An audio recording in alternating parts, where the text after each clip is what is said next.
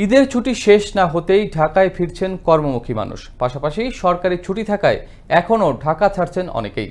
রাজধানীর বিভিন্ন bus terminal ঘুরে বিস্তারিত জানাচ্ছেন সহকর্মী শওকত সাগর। ক্যামেরায় ছিলেন রাশেদ আবির।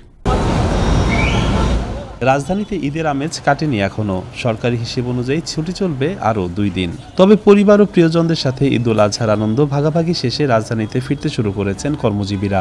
বৃহস্পতিবার সকাল থেকে গাবতলী ও মহাখালী বাস টার্মিনালে দেখা যায় জীবিকার তাগিদে ঢাকায় ফিরে আসা কর্মমুখী মানুষের ভিড়। পাশাপাশি সরকারি ছুটি থাকায় এখনও ঢাকা ছাড়ছেন অনেকে।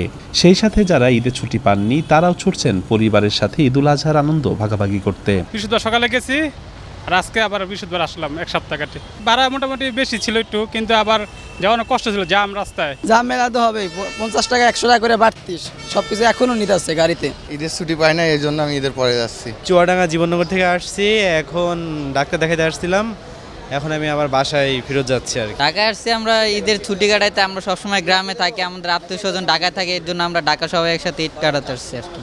এখন আবার চলে যাচ্ছি। ঈদ পরবর্তী ঢাকা ছেড়ে যাওয়া যাত্রীর সংখ্যা অনেক কম বলে জানান পরিবহন কর্তৃপক্ষ। এদিকে রাজধানীর বাস টার্মিনালগুলোতে ঈদ ও ঈদ পরবর্তী যাত্রী চাপ সামাল দিতে রাখা হয়েছে বাড়তি নিরাপত্তা ব্যবস্থা। ভিড় নিয়ন্ত্রণে মোতায়েন রাখা হয়েছে আইন শৃঙ্খলা রক্ষাকারী বাহিনীর সদস্যেরও বলে জানান তারা। ঈদ শেষ যাত্রীদের যাওয়ার সংখ্যা খুবই কম, সীমিত বললেই চলে।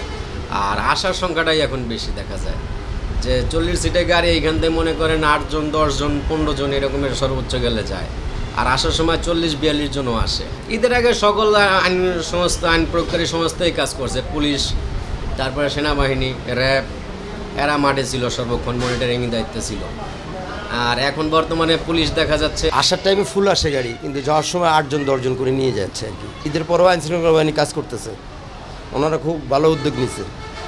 সেনাবাহিনী, বিশেষ করে বেশিরভাগ সেনাবাহিনী আর কি, ওনারা খুব ভালো উদ্যোগ নিচ্ছে। পরিবারের মায়া, ঈদ আনন্দ, গ্রামের স্মৃতি বুকে নিয়ে জীবিকার তাগিদে ঢাকায় ফিরছেন কর্মমুখী মানুষ। হাতে ব্যাগ, চোখে ক্লান্তি, তবুও সামনের দিকে এগিয়ে যাওয়ার তারা যেন সবার।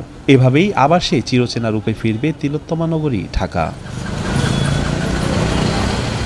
শওকত সাগর, আনন্দ টিভি, ঢাকা।